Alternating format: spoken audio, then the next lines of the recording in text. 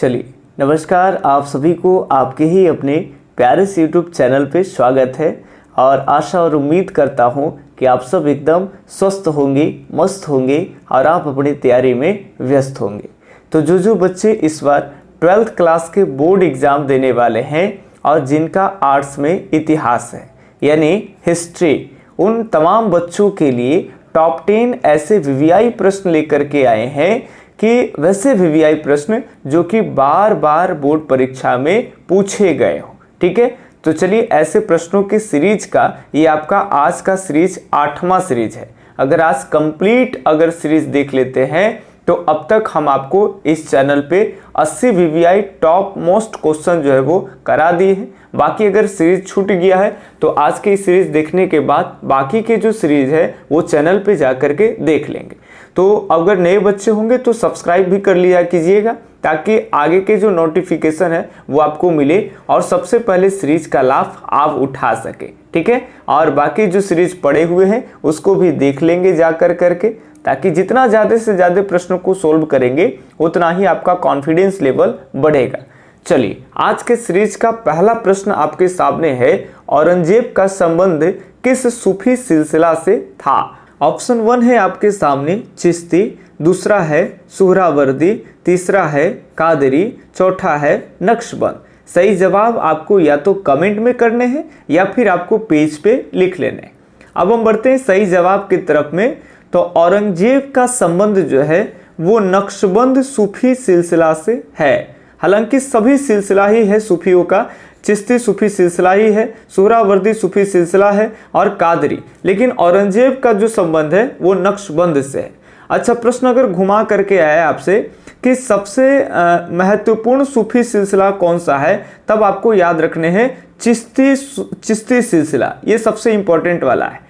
इसकी शुरुआत अगर भारत की बात कर लेंगे तो भारत में इसकी शुरुआत करते हैं मोइनुद्दीन चिश्ती, जिनकी दरगाह है अजमेर में। ठीक है, वो अजमेर के बाहर आकर के बस जाते हैं और उन्हीं के में से आगे आते हैं एक सूफी संत जिनका नाम है शेख सलीम, जिसके दरगाह पे अकबर भी जाया करते थे। बाकी सलीम के बारे में आप जानते होंगे कि अकबर का पुत्र होता है तो दरगाह पे वो गए थे, मन्नतें मांगे थे, इसीलिए अपने पुत्र का नाम भी उन्हीं के नाम पे रखते हैं सलीम। ठीक है, और प्यार से अकबर उन्हें शेखू बाबा भी कह करके बुलाते थे। सारे चीज़ कोर्सेज के अंदर हम अच्छे से पढ़ा दिए हैं, तो जो बच्चे कोर्स नहीं लिए हैं वो ले भी सकते हैं, कोई दिक्कत नहीं है। अच्छी जानकारी आपको हो जाएगी मात्र 200 रुपये में।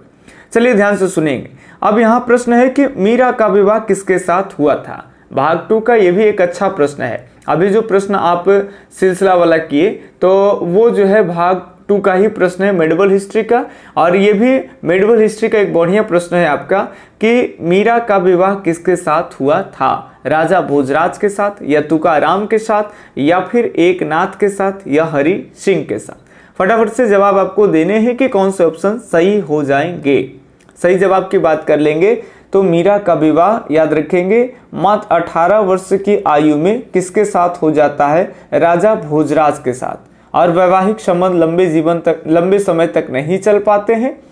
मालूम है कि कुछ ही वर्ष के बाद इनके जो हस्बैंड हैं उनकी क्या हो जाती है? मृत्यु हो जाती है। अब बाकी मीरा का इतिहास आपसे छुपा नहीं है। मध्यकालीन संतों में मीरा का भी प्रमुख स्थान आता है।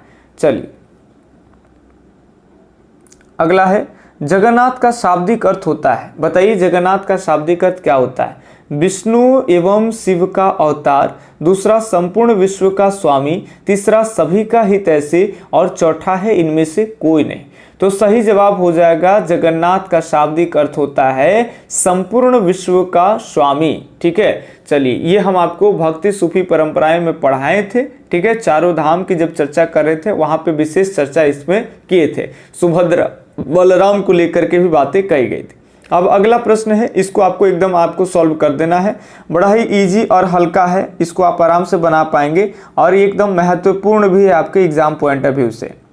किताब उल रेहला में किसका यात्रा वृतांत मिलता है? आपको बताना है किताब उल रेहला में किसका यात्रा वृतांत मिलता है? अल बिरूनी का मिलता है, या अब्दुल रज़ाक का मिलता है, या बर्नियर का मिलता है, या इब्न बतूता का मिलता है?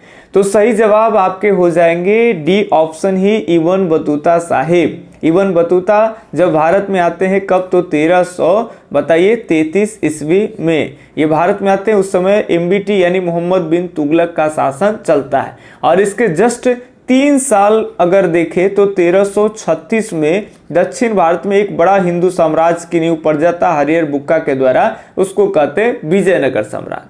तो याद रखेंगे 1336 में भारत की आए थे इब्न बतूता। और इब्न बतूता जो भारत में आए, देखे सुने, वो जिन किताबों में विवरण दिए हैं तो उनके डिस्क्रिप्शंस को कहते हैं, किताब का नाम है क्या, किताब उल रहला। ठीक है, 4 के डी ऑप्शन सही है। अब हम बढ़ते हैं अगले प्रश्न की ओर। तो 5 नंबर प्रश्न है, चलिए ये महाभारत से लिया गया है, आराम से आपको बताना है। भीम की पत्नी थी, कौन थी भीम की पत्नी? द्रौपदी है या फिर गंधारी है या हिडिंबा है या फिर अम्बा है? सही जवाब आपको कमेंट में करना है या फिर पेज में जल्दी से लिख लेना है आपको। तो सही जवाब की बात कर लेंगे तो भीम की स्पेशल पत्नी की बात चल रही है, तो ये हो जाएगी हिडिंबा। राक्षस ने, इससे एक मायावी पुत्र होता है, वो भी क्या होता है, राक्षस टाइप का होता है। ठीक है, मायावी पुत्र का नाम क्या है? घटोत्कच। घटोत्कच इतिहास में 2 आते हैं, एक गुप्त काल में श्रीगुप्त का लड़का घटोत्कच, और ये आपका एक महाभारत वाले। द्रौपदी सही नहीं होगा, अगर द्रौपदी कोई लोग मारे होंगे, सोचे होंगे, तो द्रौपदी तो 5 पांडवों की पत्नियां हैं, भीम की खाली पत्नी नहीं मानी जाएगी। तो यहाँ भीम की स्पेशल पत्नी हिडिंबा है। ठीक है, चलिए 5 के सी ऑप्शन एकदम राइट है। अब बढ़ते हैं 6 नंबर प्रश्न, थोड़ा सा ही प्रश्न है, जल्दी जल्दी देख लेंगे आज। महात्मा बुद्ध को महापरिनिर्वाण प्राप्त हुआ था, बताइए कहाँ हुआ? कपिलवस्तु में, पाटलिपुत्र में, कुशीनगर में, गया में? जवाब जल्दी से आप सेलेक्ट करिए वीडियो रोक करके। चलिए हम सही जवाब की ओर बढ़े तो महात्मा बुद्ध का महापरिनिर्वाण याद रखेंगे कुशीनगर में हुआ था। महापरिनिर्वाण का मतलब निधन। उस समय बुद्ध की उम्र 80 वर्ष था, याद रखेंगे 80 वर्ष की आयु में वैशाख माह की पूर्णिमा की रात उनका क्या हो गया, उत्तर प्रदेश के कुशीनगर में देहवासना हो गया। ठीक है, ये देवरिया जिला के अंतर्गत आता है कुशीनगर, उनका निधन हुआ। 6 का सी ऑप्शन सही है। चलिए 7 नंबर प्रश्न की अगर बात कर लेंगे तो कहते हैं कि प्रशस्ति क्या है? ये तो एकदम बड़ा हिट प्रश्न है कि प्रशस्ति क्या है? राजशाही आदेश या निजी अनुदान या राजा की प्रशंसा या फिर ताम्रपत्र? सही जवाब आपको बताने हैं, कमेंट में कौन सा ऑप्शन सही हो जाएंगे।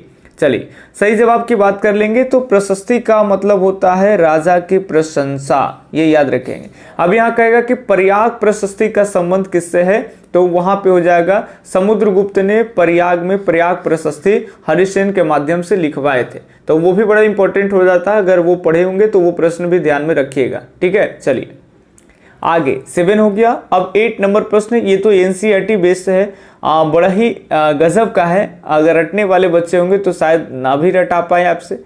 चलिए कबीर का नाम सब लोग सुने होंगे, कबीर के दोहे से भी परिचित होंगे आप लोग। ठीक है, चलिए अब ये कबीर जो शब्द है ये अरबी भाषा का शब्द है, नो डाउट याद रखना है आपको कि कबीर कैसे कौन भाषा के शब्द है, अरबी भाषा का शब्द है।